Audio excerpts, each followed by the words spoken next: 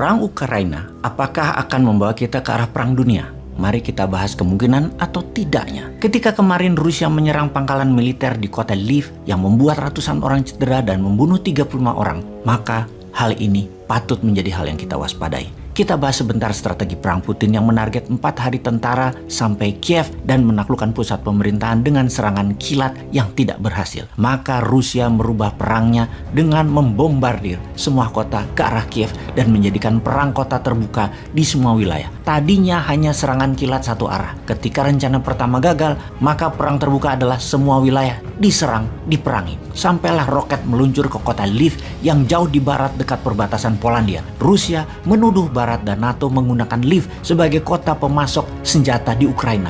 Masuknya mercenaries, masuknya tentara bayaran, suplai logistik semua itu melalui Lviv. Bagi Amerika yang ketika itu Biden lagi kampanye harus segera balik ke Gedung Putih, dan Gedung Putih menyatakan serangan terhadap anggota NATO, karena Polandia adalah anggota NATO, akan menjadi dijawab serius dengan perang. Polandia akan menjadi ground base persenjataan dan pasukan. Saat ini di Polandia sudah kedatangan lebih 10.000 tentara, di mana 4.000 tentara itu dideploy oleh Amerika. Terlihat intensitas kegiatan militer meningkat tajam masuk dan keluar Polandia.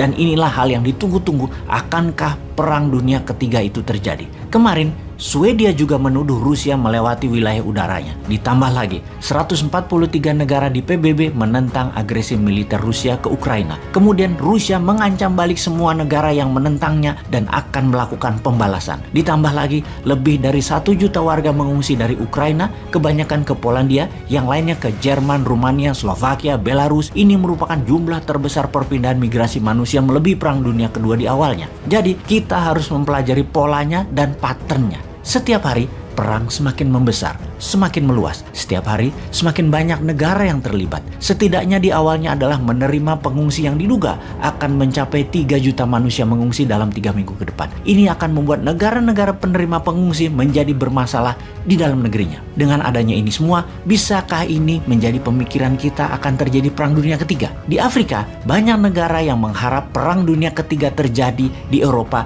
karena akan membuat mereka, negara-negara Afrika, akan terbebas dari belenggu jajahan ekonomi Tiongkok dan Eropa yang akan membuat negara Afrika menjadi negara maju dalam waktu yang cepat. Sekali lagi, Afrika sangat memerlukan Perang Dunia Ketiga ini terjadi. Pakar geopolitik dunia bahkan sudah mengatakan kita saat ini sudah memasuki Perang Dunia Ketiga. Bahkan dalam pidato kenegaraannya 2 minggu yang lalu, Ratu Elizabeth sudah menyatakan kita ini Inggris tentunya, harus bersiap masuk dalam Perang Dunia Ketiga, di mana Ratu Elizabeth mengatakan ketika ayahnya di tahun 1938 menyatakan Inggris dalam keadaan berbahaya dan masuk ke dalam Perang Dunia Kedua, tidak pernah saya bayangkan di zaman modern ini. Saya harus juga mengatakan hal yang sama sekali lagi untuk Inggris.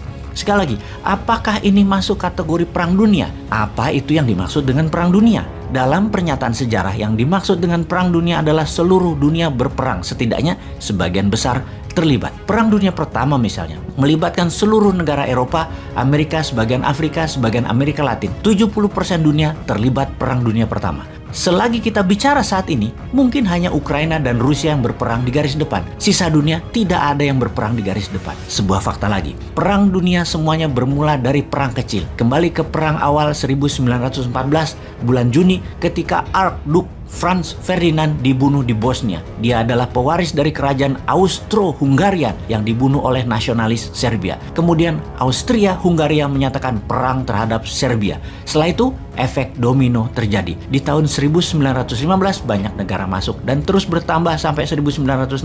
Puncaknya hampir semua negara masuk Perang Dunia Pertama di tahun 1918.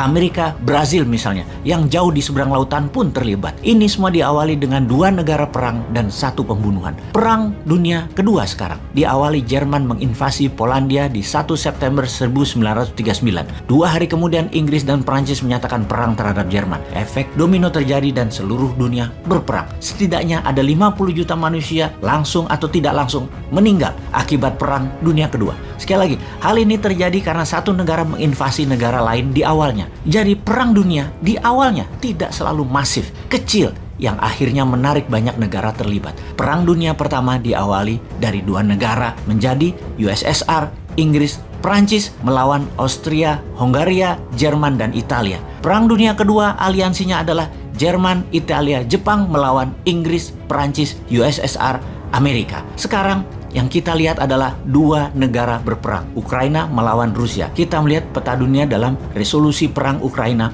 141 negara menentang Rusia, 5 mendukung, 35 abstain. Inilah peta aliansi versus Axis power Rusia. Di belakang Rusia ada Belarusia, Syria, Korea Utara, dan Eritrea, sebuah negara kecil di Afrika seberang Yaman. Ada 35 negara yang tidak memihak manapun, sama seperti Amerika di Perang Dunia Pertama, tidak ikut-ikutan sampai kepentingan Amerika terganggu. Di tahun 1917, U-boat Jerman menenggelamkan 3 kapal niaga Amerika, membuat Presiden Amerika saat itu, Woodrow Wilson, menyatakan Amerika berperang melawan Jerman dan masuk ke dalam Perang Dunia Pertama. Dengan informasi ini, semoga sahabat dengan bijak bisa menyikapi apa yang akan terjadi dalam perang di Ukraina ini. Bosman kali ini tidak menyatakan akan terjadi atau tidak. Saya membiarkan sahabat yang menilai. Panjang sudah kita membahas di mana apapun yang akan terjadi, seharusnya kita, Indonesia, bersiap dalam war mode sejak jauh-jauh hari. Jangan masih memikirkan cari hutangan untuk membangun proyek diutamakan. Apa nggak mudeng ya bernegaranya, wahai Lord?